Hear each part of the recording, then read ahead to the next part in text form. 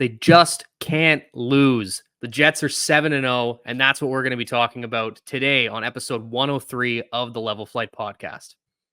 Okay, we good to go? Mm-hmm. Always good to go. I'm just chilling at Canada Life Center. That's the hard-hitting analysis you listen to the Level Flight podcast for. Here we go. Jets are a brisket team, low and slow for the first two periods, and boom, an explosion of flavor in the last few minutes of the third. Doing all right. Better if my internet would work. Elliott. This is comedy. I'm Brian. I'm joined by Connor. Hello. And Elliott. Hey. Wow, that was fun. You're listening to the Level Flight podcast. And welcome in, everyone, to episode 103 of the Level Flight podcast. If you've noticed on YouTube already, the entire crew is together for the first time in a while. It's been a big week for the Jets. They have yet to lose. We recorded, I think, after, 3 games?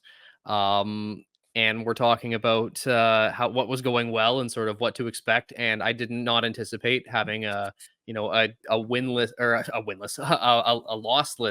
season so far. But before we get into anything that happened over the last week and a bit, I'd like to ask Connor, Elliott, how are you guys doing? I'm doing well. I didn't also anticipate that we'd be talking about a 7-0 team. But again, people can say what they want about the schedule, and maybe we'll get into that a little bit. But Nino Niederreiter last week said, make your hay while the sun's still shining. That's what the Jets are doing. They have 14 points out of 14 to start the year. And those 14 points are going to come up huge. So another great week for the Jets, and I'm excited to talk about it. We're doing good over here. I mean, yeah, you can't really complain right now with what's going on. It's hard to have anything to be upset about. Like, I've talked to the guys off camera, and it's just like we were trying to think about how do we pick apart this team, and realistically, there's not really too much to be upset about because they're just playing good hockey right now. Yeah, it's. I'm not used to this level of sort of success to start a season, because this is when you normally nitpick to be like, all right, you've tried it, time to go back because it's not working. They just keep winning. It doesn't seem to matter. As I mentioned, we've missed a couple games here in the last week. Don't need to go too in depth into things against the Sharks. They won 8-3. We'll touch briefly on the Penguins game where the Jets ended up winning 6-3. But the biggest thing of that day was the celebration of Bryan Little's retirement. And then they hit the road. They ended up beating the Blues. And then just last night, they beat the Kraken in overtime. It just the fun keeps rolling. I'll kind of throw it back, though, just quickly to the Little ceremony. Elliott, I'll start with you. What did you think about how the Jets sort of handled that? Obviously, they ended up winning the game, which made it even better. But in terms of the Bryan Little standpoint, sort of what did that make you feel? I thought it was good. I don't know, and you guys can correct me. I've never seen something where they do a retirement ceremony and the player dresses up into their full getup. I've seen it. And okay, maybe Alex Edler did it for the Canucks a few weeks ago. Okay, so I'm making it sound like it happens all the time. I've seen it once or twice. I was shocked as well. Carry on. Sorry. No, you're good. But my point being is it doesn't happen very often, if ever. It's not a basketball thing. When they do a retirement ceremony, the guy's out in the suit, they've got the podium out, and he just thanks the fans for 20 minutes, and that's about it. Thank the fan, thank the organization, and there's your banner, and bish bosh, it's all done. This I thought was really cool. He got to come out, he got his locker back. I still like the little tidbit where Ehlers got stuck into the corner because of getting his locker back, but I like that he had his locker, he got to get warmed up. And I guess the other thing too is this situation's a little bit different than probably a lot of other players, because Little would have still probably been playing, I would assume, up until last year, or at least until his contract ran up, before obviously it was used in a trade to get the cap space that we've been luxury to. But I think it would be a little bit different, but I think it was really cool after he hadn't played in so many years You got to put the uniform back on one more time, got to go out and skate around and just at least do a couple laps. So I thought it was really well done, and seemed really well received by the fans. So Connor. Yeah, really, really cool. I wasn't expecting it either. I've seen it before, but apparently it wasn't supposed to really happen either. Like that wasn't really planned for him to come out and skate with the team. And then he had his wife and his daughter there, did the ceremonial puck drop with Sidney Crosby. I thought was really cool as well. Crosby gave him a few words, I'm sure all class from Sid. But yeah, that was such an awesome ceremony. The crowd absolutely loved it. And Bryan Little was on WST with Hustler, and he said that he'd only put his gear on to actually like play hockey once or twice since the injury. So make this a third time, I guess. Well, he didn't really play, but the point is that he hasn't put his gear on much at all since the injury.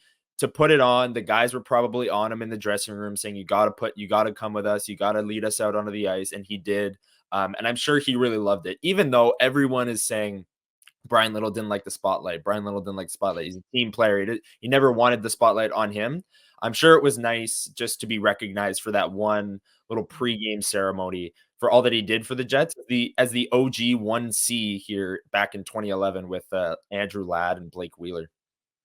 Yeah, and I don't know. I feel like he is one of those players that just kind of carries fond memories for everyone.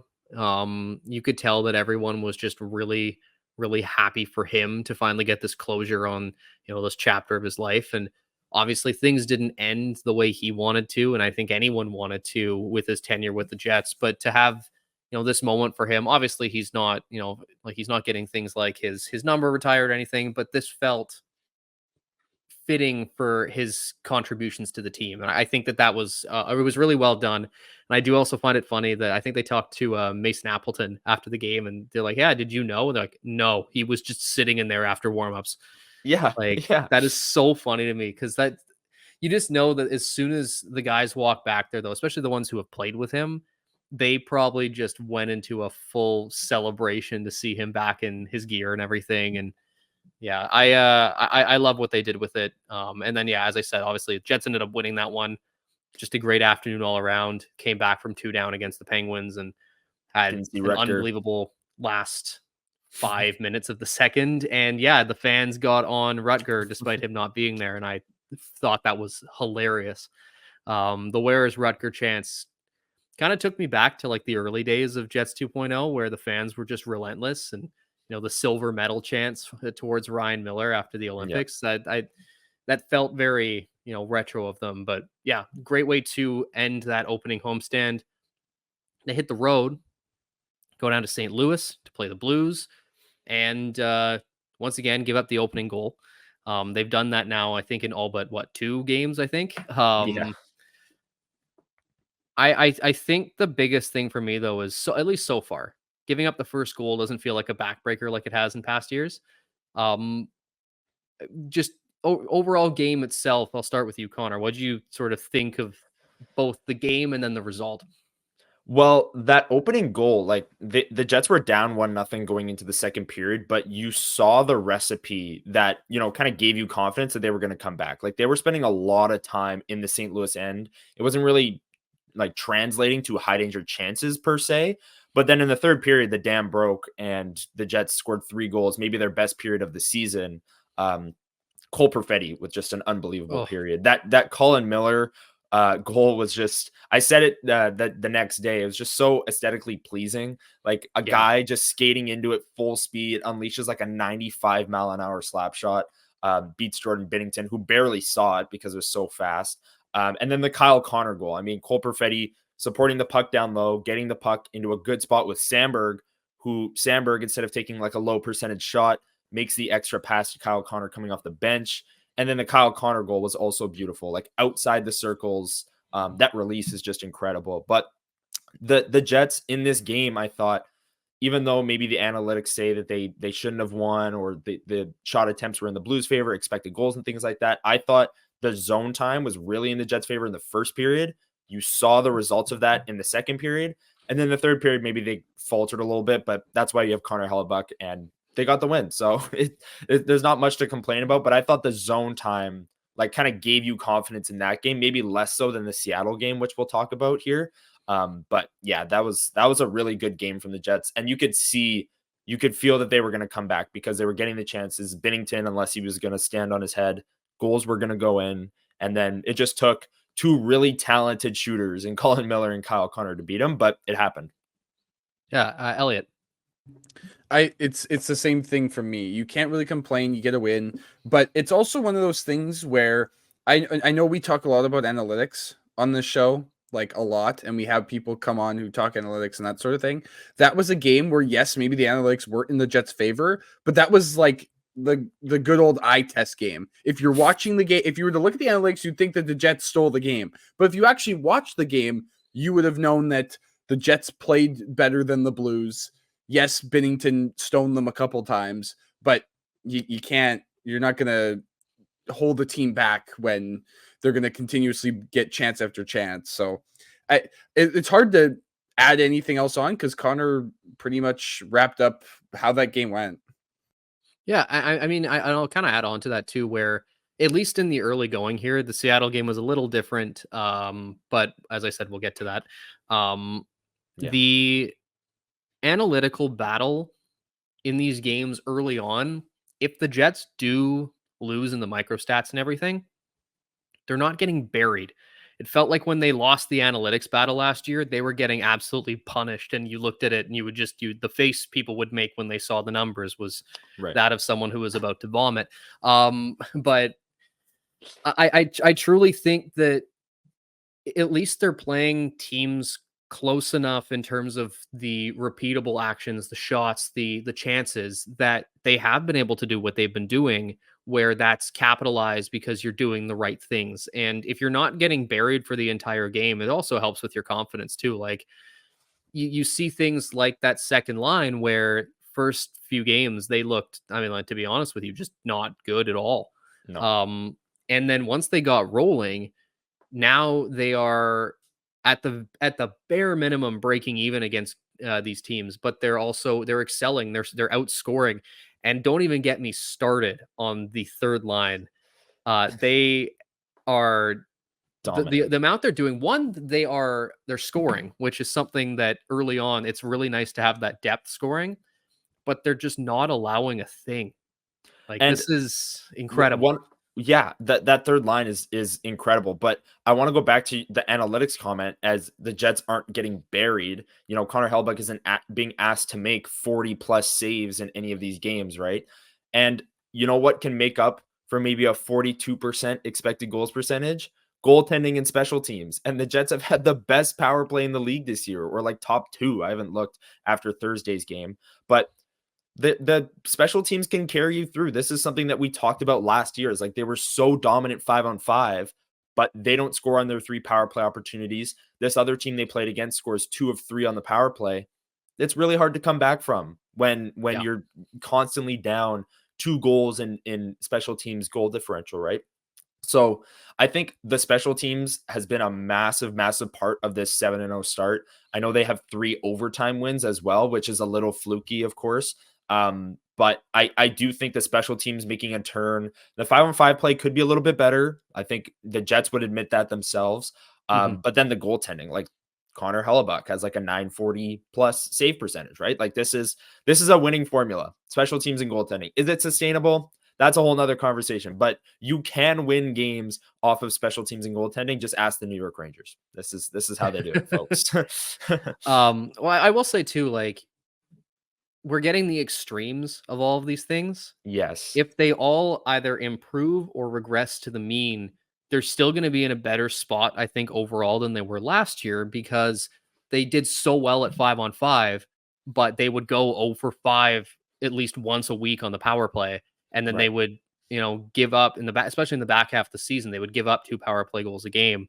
As of right now, they are sitting at a modest 42.1% on the power play. And the penalty kill has been great too. They had a huge kill against Seattle last night, and they are tied for 8th in the league with that. Yeah, like the penalty kill has been great as well. That unit was 22nd last year for a team that was so dominant defensively. It was really shocking to see it 22nd in the league. So them returning to like a top 10 penalty kill is huge.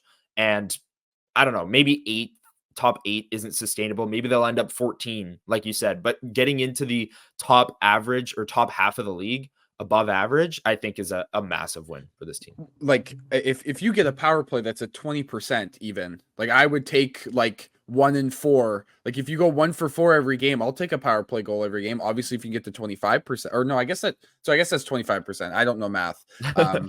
But Close, either way, close. I get what you're like Brian said, if they regress to a point or progress in 5-on-5 to being back to, let's say, even top 5, they don't have to be the best team. Then they regress from best penalty kill to even top 5, top 10, and the power play regresses significantly, but it's around 20 to 25%. Yeah, this is a better team overall, because then you couple that with still good goaltending, and if you can keep up the depth goal scoring as well, then I think this is a recipe for a really good hockey team. That's the thing. The third line last year too, like, would go hot and cold. So that depth scoring thing you brought up is big, because Niederreiter's got 4 goals in his last 3 games, but in the middle of December, he might go 9 games without a goal, 10 games without a goal, right? So the third line's kind of like that, but you take it because they're a shutdown line above all. So it works. Yeah, absolutely. There was a big win last night against Seattle. We're going to get to that. But before we do, we're going to hear a quick word from our sponsors, Game Time and DraftKings, and we'll be right back in just a couple of minutes here. This episode of the Level Flight Podcast is brought to you by Game Time. You really can't beat live hockey. The chatter of the fans around you, the sounds of the skates cutting up the ice, and the crashing of players into the boards are just some of the things that stick with you forever. Having been to a number of games in my life, I know I'll never forget it. Are you looking to catch the action? Well, Game Time has a new feature called Game Time Picks that makes getting tickets to see your favorite teams play live even easier. Game Time Picks filters out the fluff to show you only incredible deals on great seats, so you don't have to waste time searching through thousands of tickets. The Winnipeg Jets take on the Utah Hockey Club for the first time on November 5th, and there are some incredible deals. Game Time Super Deal has seats in the 5th row of Section 220 for just $87 all in. Looking for something else? There's also an amazing deal in the upper deck in Section 324 for just $27. It's easy. Just select your preferred deal, follow the Game Time app, and boom, you're set. Some of my favorite features are how you can check out Seat View, a panoramic view of what your seats would be, or how Game Time curates your deals to find the best price on great seats. And one of the best things about Game Time is how they show all-in pricing with no surprise fees at checkout.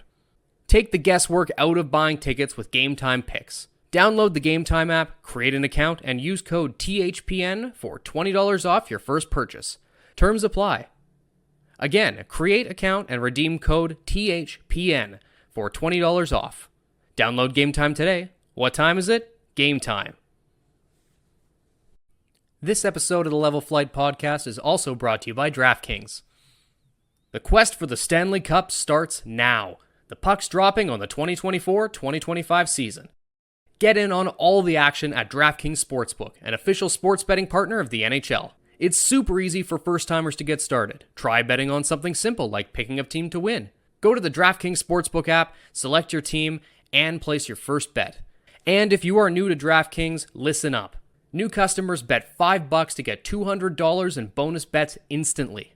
Download the DraftKings Sportsbook app now and use code THPN. That's code THPN for new customers to get $200 in bonus bets when you bet just $5. Only on DraftKings, the crown is yours. Gambling problem? Call 1-800-GAMBLER. In New York, call 877-8-HOPE-NY or text HOPE-NY 467-369. In Connecticut, help is available for problem gambling. Call 888-789-7777 or visit ccpg.org. Please play responsibly. On behalf of Boot Hill Casino and Resort in Kansas, 21 and over. Age and eligibility varies by jurisdiction. Void in Ontario. Bonus bets expire 168 hours after issuance. For additional terms and responsible gaming resources, see dkng.co/ice. And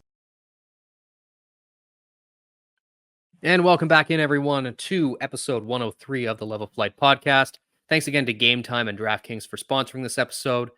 Last night, it was a late night, past my bedtime.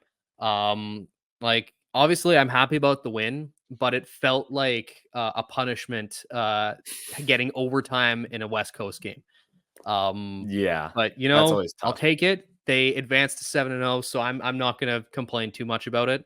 Only the fact that typically by that point, I will be preparing to turn off the light. um, Obviously, though, they end up, pulling out the win despite a couple of shaky moments late.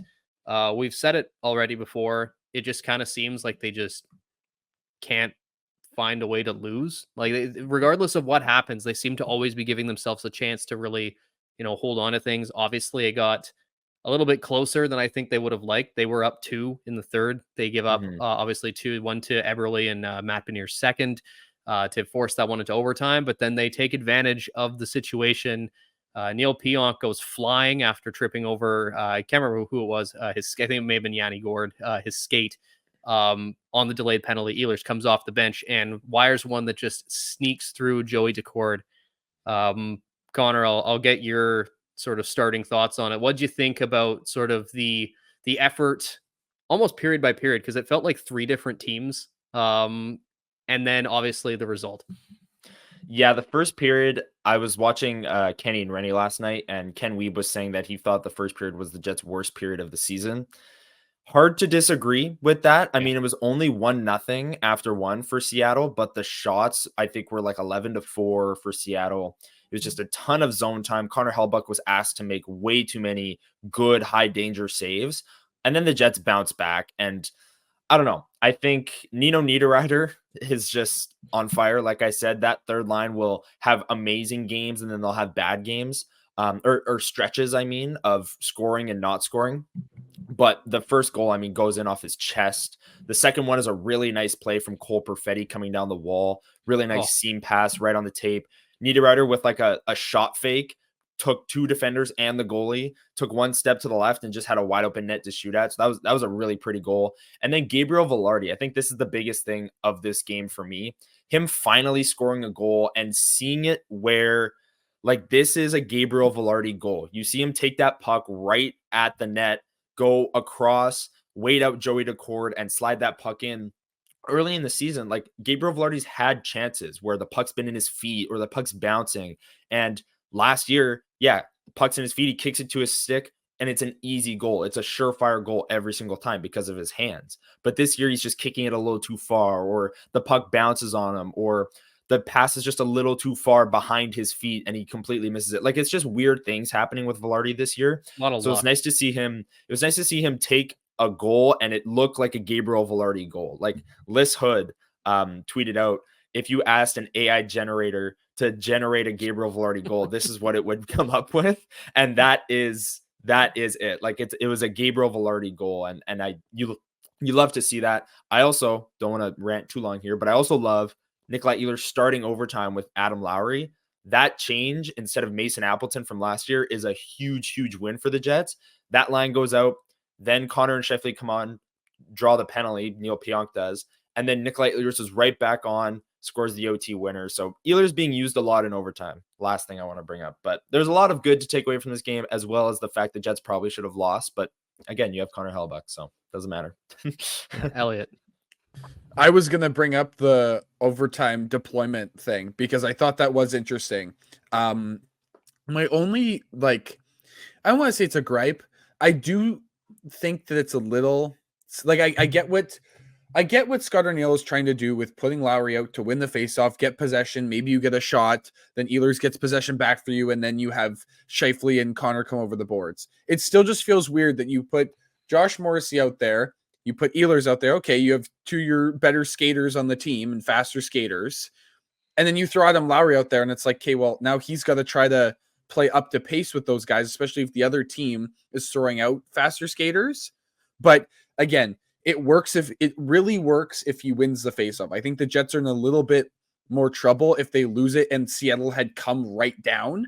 But like, Seattle won the faceoff and kind of fiddled with it for a little bit, and that kind of let the Jets kind of set up. Mm-hmm. But I think I was a little weary that, like, at least if he wins it, Jets get possession. Like I said, maybe they come down, they get an initial shot, maybe they get the rebound, and then they allow the other 2 guys to come over. But I mean, other than that, yeah, it was a weird game where I thought there were moments where the Jets were the way better team, but then there were also moments where they were just like I was like, did you guys show up? Like, what happened here? Like, where did and it would happen, like, it felt like it happened mid-period sometimes, where like the effort would just like, I'm not even gonna say effort. I'm just gonna say, like, I don't even know what it was. It just disappeared. Like, was that the third goal where Matty Beniers tipped Yeah. it?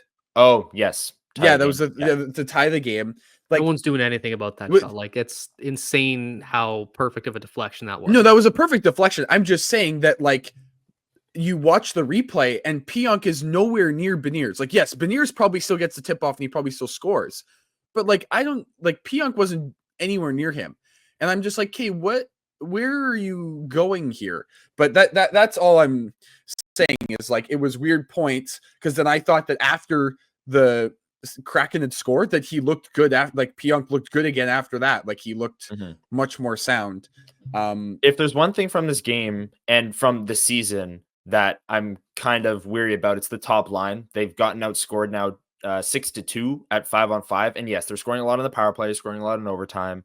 But Brian, what do you think? What are your thoughts on that top line, and especially last night against Seattle, where Velarde scored, but they still let up 2 5-on-5 goals again. So they got outscored last night. So, like, that's the bottom line, right?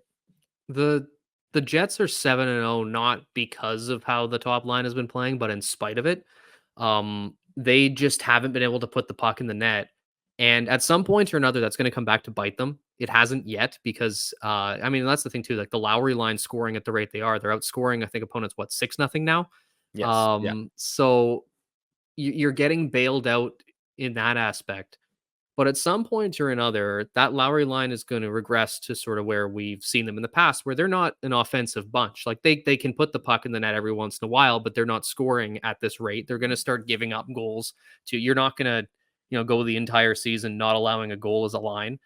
Right. And the second that starts happening, if you don't have a top line that is able to, at the bare minimum, break even against the other team's best players, that's what's going to cause you to lose games. And I do think that, obviously, this has been fantastic to see them bank these points this early. That's the thing. Like, even later on, like, getting these 14 points here it's going to matter. I also don't think, though, that the Jets are above being critiqued and trying to improve. Yeah, you're 7-0, but what can you do to sort of make that sustainable? Obviously, you're not going to win every single game, but you can create a better formula than I think they've done with that top line. The second line coming into its own has been fantastic. Cole Perfetti is on a tear right now. He looks just so comfortable out there. He looks very confident. But if you're not getting enough at 5-on-5 from Connor Scheifele Velarde, I would very much like it to see a swap to find some sort of balance between the two, to get jumpstart guys like Kyle Connor, to jumpstart Gabe Velarde. And I've mentioned this a lot. I think the logical choice is putting Cole Perfetti on a line with Kyle Connor, because Cole Perfetti does extremely well with guys who can find open space, and he can find them. The issue with, obviously it's working right now, but the issue with Nikolai Ehlers is that he's the one who creates the open ice because he just skates past everyone. He's not going to be going into the soft spots and looking for like a one-time or getting into a wrist shot location. So you do something like that, maybe you find a bit more balance. But yeah, I think that as great as this has been, the unfortunate fact of the matter is that top line not outperforming their opponent is going to come back at some point with a vengeance and bite them. But yeah, I will say on the top line as well, I agree with everything you're saying. Last night, they gave up the second goal against at 5-on-5. Really ugly play. Like, they had possession of the puck 3 times in the neutral zone, turned it over 3 straight times, like turned it over, got it back, turned it over, got all in the span of like 10 seconds. They turned the puck over 3 times in the neutral zone. Very impressive to do, very hard to do, but they did it. Then Seattle came down. And to leave Eberle open in front of the net too. And then Seattle came down. Jordan Eberle wide open in front of the net, makes it 3-2. Scott O'Neill didn't play the top line from that point where it was 8:50 left in the third until about 4 minutes left. The Lowry line got 3 shifts. The Ehlers, Nemestikov, Perfetti line got 2 shifts. And I think the fourth line even got 2 shifts in that span. So he skipped that line twice in the rotation. He saw what we all saw, which was 3 terrible turnovers. They should have got burned for the first one or the second one, but it took 3, and then it ended up in the back of the Jets net. And he sat them down for, I mean, I know some people would say, well, he should have sat him down for the rest of the game. I get that. But once Seattle tied the game, I think it was a little, you gotta play your best players at that point. But they've really struggled at 5-on-5. I think Scott O'Neill has recognized that. And when you see him like skip them twice in the rotation in the third period in a 1-goal game, I think that's a really good sign of accountability with that line. Like, I think Scott O'Neill knows they need to be better. I think he truly does. And that kind of skipping them twice in the line rotation at that moment in the game is a sign that he knows that line has to be better. Think it maybe signals a willingness at some point to break them up, or nope. See, I wouldn't go that far. I think he thinks that line is, struggling with puck possession and management in the neutral zone and things like that, but I don't think he's going to break them up. I don't think so. Okay. They're 7-0. 7-0. Yeah. That's until they're 7-7. I differ in philosophy with this, King. because this is where you're 7-0 and there are still holes in your game. You have so much breathing room now in the season to maybe tinker with a few things for a game or two. And let's say they move something around and it doesn't work. You're 7-1, right? Like, you're not falling out of a playoff spot because of that loss.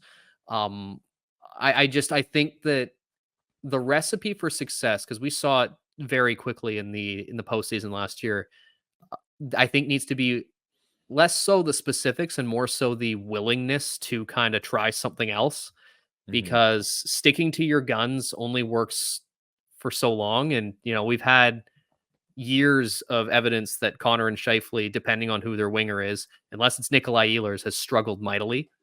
And then, to have last year with Ehlers playing with Scheifele and Velarde do so well in that short sample size, and then going back to what had struggled in the past, I think that the way that the Arniel regimen here can differ itself from, the Maurice era, from the bonus era, is being willing to maybe step out of it and see maybe this works. But as you said, it doesn't seem like that's going to happen. If anything's going to change, it's going to be like the fourth line center, and third pairing defenseman. So I'm hoping that changes. I get it too. Like, I agree with you that I think changes while you're winning, very proactive, because the way you're winning at 5-on-5, not what you're accustomed to over the last season, like Elliott said earlier in the episode. But I get it. You're sitting there at 7-0. Are you really going to shake up the top 6 or anything like that? But at least there's an acknowledgement that the top line and their neutral zone turnovers that led to a goal against in the third period with a 2-goal lead is like more than what we've seen, viewed as bad. Like, they got held accountable for that. Where last year maybe they would have just kept being rolled out. They probably would have just come right off over the boards, like in the normal rotation right away. Colbert got benched.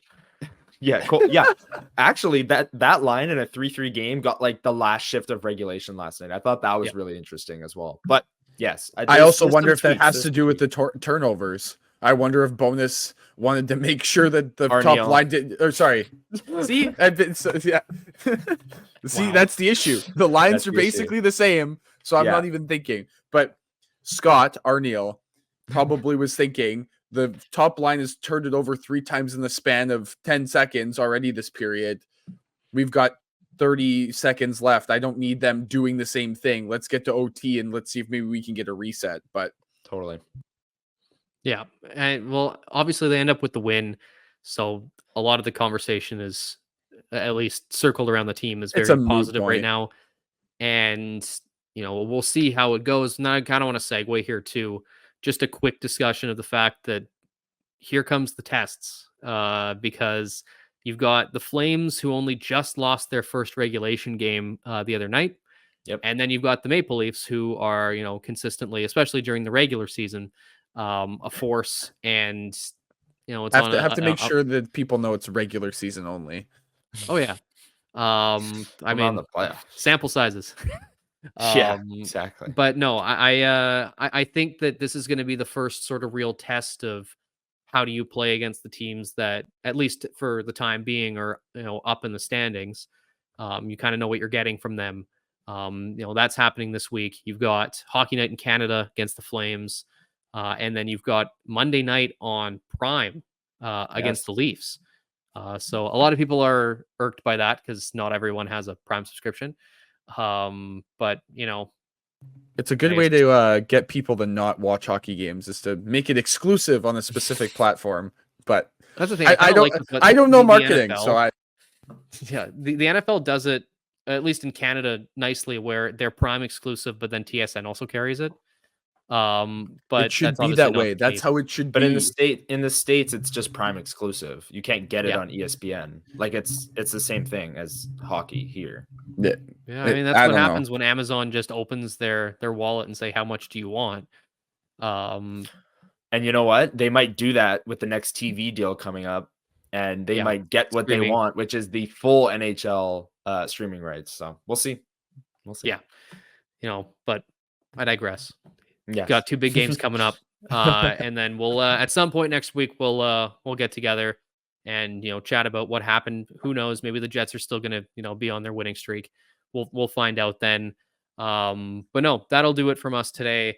This is it's been nice getting all 3 of us together again. It's been a few episodes. It has, yeah. But for the rest of the week, we'll keep watching the Jets, see how far they can take this.